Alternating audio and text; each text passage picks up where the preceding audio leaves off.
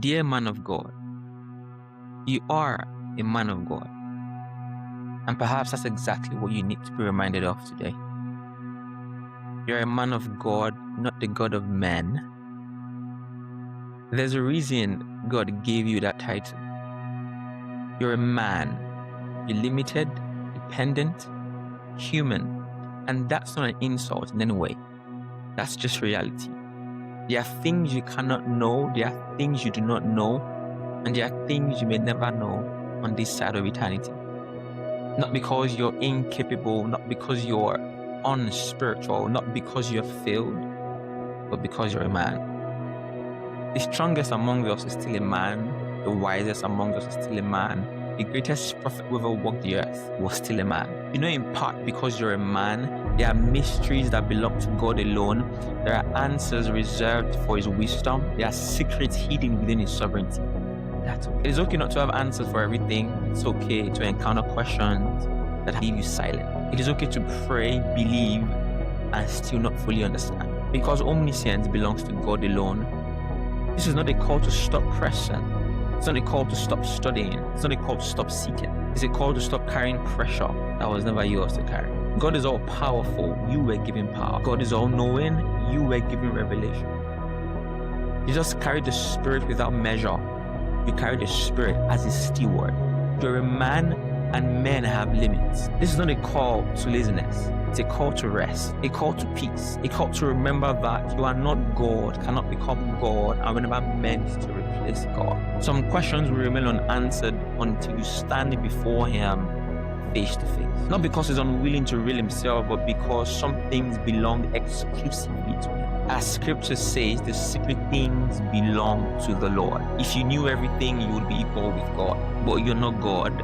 You're a servant. You cannot always explain why death comes when prayers have gone forth.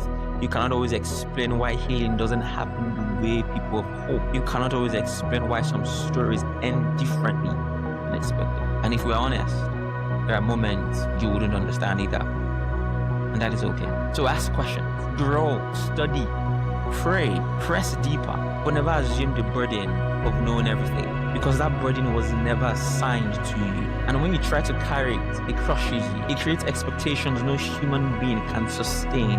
It creates pressure God never intended you to live under. So today I release you from the pressure of perfection, from the pressure of always being right, from the pressure of always having an answer, from the pressure of carrying responsibilities that belong only to God. I release you. So to your congregation, to your family, to your loved one, to the people who look up to you, you do not owe them omniscience. You do not owe them perfection. You do not owe them godhood. You are a man of God. Think about this for a moment. Why was the temptation in Eden so powerful? I'll give you a minute to think about that. Why do you think God was upset with Adam and Eve? You would be right if you said because they disobeyed God. Yes, Adam and Eve did disobey God, but underneath the disobedience was something deeper.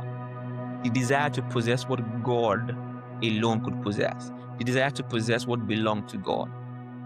The desire to grasp knowledge beyond their assignment. The desire to become more than what they were created to. And that temptation still exists today.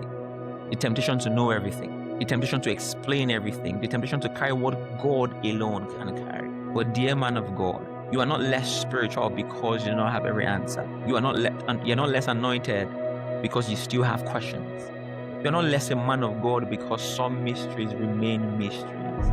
In fact, your willingness to remain dependent on God is one of the clearest signs that you are healed. So breathe, rest, trust Him, keep serving, keep loving, keep seeking. And when you reach the limits of your understanding, remember, you were never called to be God. You were called to belong to Him. Dear man of God.